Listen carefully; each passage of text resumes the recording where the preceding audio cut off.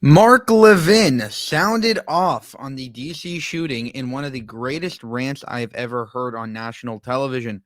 Here is the full rant on Fox News. Check it out. To make sense of all this, well, not to make sense of it, but to talk about the straight line, the same attitude you see in the college campuses, the same celebration you saw October 7th with the killing of Jews over in Israel is the same attitude of this 30-year-old last night at Washington, D.C., proud to kill. Mark Levin is with us now, host of this great show over the weekend. Mark, your thought about what we just witnessed hours ago. Well, my thought is this. I'm not a rabbi and I'm not a diplomat, so I'll call it as I see it. The West is weak. They're weak against this fusion of these Marxists and these Islamists. They're spending hundreds of billions of dollars in our country and throughout Europe. Qatar is number one. Communist China is number two. That's not a mistake. That's not a coincidence. They're trying to destroy us from within. President Trump talks about the enemy within. This is the enemy within. We see it. There's a Kristallnacht taking place in our country every day and throughout Europe every day. Jews are not safe in every capital in Europe, and now they're not safe in our capital. Now, we always are sort of behind Europe in its decline over a period of years. We need to learn and see what's taking place. This isn't about free speech, so the radical libertarians, in the face of this onslaught, would have us commit suicide. This is being funded by Qatar and other countries. There's a funding network. There are more Islamist front groups in this country, terrorist front groups in this country. They multiply like rabbits. Congress is not doing enough to stop this. I know the administration is doing yeoman's work, unlike the prior administration. This is what happens when you have open borders and unfettered and unvetted immigration, particularly from the Middle East. Our courts are not capable by ideological and administrative processes to deal with. In fact, they are obstructing efforts by this administration to deport the enemy, and they are the enemy. They're not an adversary. They're not a bunch of punks just with big mouths.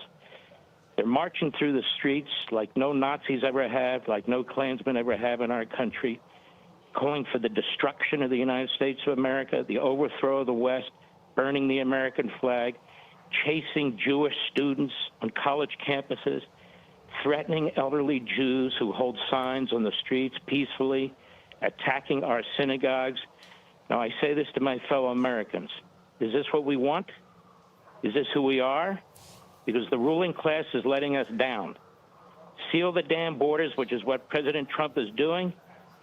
Stop every damn penny coming into this country from these terrorist states. I don't care if they put smiles on their faces and hold seminars or whatever the hell they're doing. They're the enemy. They're the enemy. They funded 9/11. 9/11 wasn't even about Jews or Israel. It's about us. They killed over 2,000 of our people. Let the Israelis win their war against Hamas. Stop holding them back. They killed over 1,200 of their people in the most heinous ways, so horrific that the videos haven't been released on any single cable or network television show. That's how horrible it is. If you want to act like a subhuman, you need to be treated like a subhuman. These terrorist organizations, they don't think like we do. They don't think like the West. They see weakness because there is weakness. They've all but destroyed our Ivy League schools, and they're working now in K through 12. What are we going to do? Yell the First Amendment?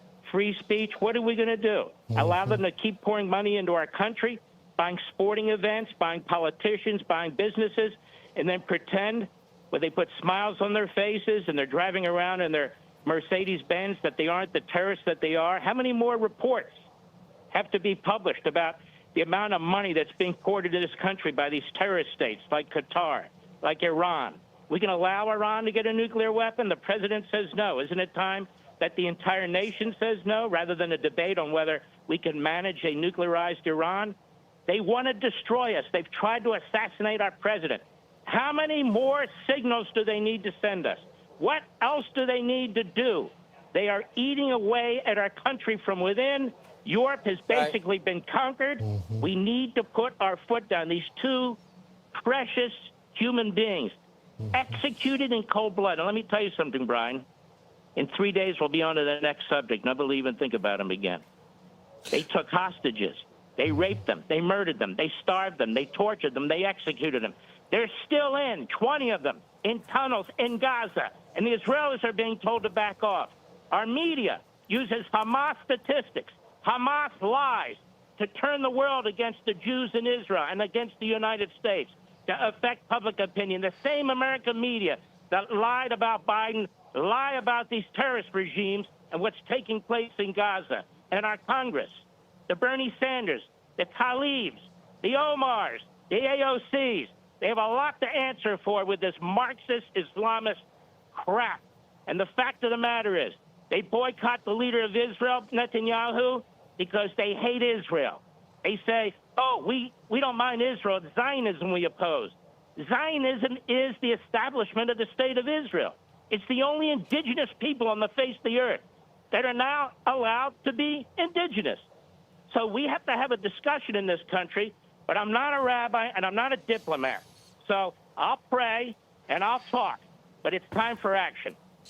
So, Mark, I do find there's a little ignorance when it comes to some of the people that are in the middle of the street, too. They're getting away with it because they say free Palestine. But now you have the person that committed this act saying free Palestine as well. But they've been marching in the middle of the street with Hamas flags. They have been denying October the 7th the whole time. And people think they're just dumb kids. We got a report that's from the hostages that were released that they were communicating with the college campuses. It's like a sleeper cell that's right in front of us, and we don't seem to be paying attention to it. That is brilliantly put. And like this guy, Khalil, isn't it funny that Democrats are defending him? Every disgusting reprobate. They circle the wagons to defend them. The Constitution that they've been trashed and attacked. The framers who wrote it, they attacked and trashed. Now they wave it around like there's some First Amendment right to be a mouthpiece and a leader for a front group that seeks to overthrow our colleges and destroy our learning. The West is under attack. This is a war against the West. People need to understand the mentality that we're up against, whether it's the Marxists or the Islamists. They have a joint venture to take out Europe and now the United States from within. Just as Reagan destroyed the Soviet Union without firing a shot, they intend to destroy the United States without firing a shot. They're doing a hell of a good job of it. Look at the rot in our colleges and universities. We scream about the First Amendment and free speech. We don't even have academic freedom. The faculty hires the faculty. They hire people of the same ideology, the same mentality. We're brainwashing our children. We taxpayers are paying for this. We parents are paying the tuition for this. We have a say in this. This isn't about free speech. This isn't about civil liberty. This is about whether we survive as a free nation. And it is happening now. Donald Trump is fighting it as best as he can. The Democrats are basically the umbrella for all these reprobates and malcontents and so forth and so on. They have them within their own midst. And we have some, I don't even say we, they're not Republicans, some of these phony isolationists who have their own platforms and so forth out there. Israel's going to drag us into a war. We're in a damn war. Don't you understand? I love that. We're in a damn war. He's so on the money there. He's like, look at these people. Look what's going on. I mean, people are pouring across the border. Now there are people, now we short up the border, but there's still tons of people pouring in. You have, Islamists pouring in all over the place, trying to Islamists. I love that line. We're in a damn war. They're in our country right now. They want to kill us. They want to take down our towers. They're destroying our universities. It's not a matter of Israel dragging anybody into anything. This is a war on London. It's a war on Paris. It's a war on Amsterdam. It's a war on Washington and New York. And it's happening in front of us right now. Whether the media wants to report it fully or not, it is taking place right now. Mark, you mentioned AOC and you mentioned Omar. Well, someone in D.C., a reporter asked Ilhan Omar a comment. Can you at least just comment on this? And she didn't. Listen. Congresswoman Omar, can I get your reaction to the shooting that happened in D.C. last night? I'm going to go for now. I'm going to go for now, Mark. Couldn't even say condolences for the family. Yeah, because she's an Islamist. Let's stop playing games. She's an Islamist. who got elected to Congress as part of what Donald Trump calls the enemy within. It's time to take our mittens off and do a reality. She's an Islamist. Tlaib is an Islamist. Bernie Sanders is a Marxist. I dare them to sue me. I dare them to sue me. I will counterclaim. I will get all the information I need.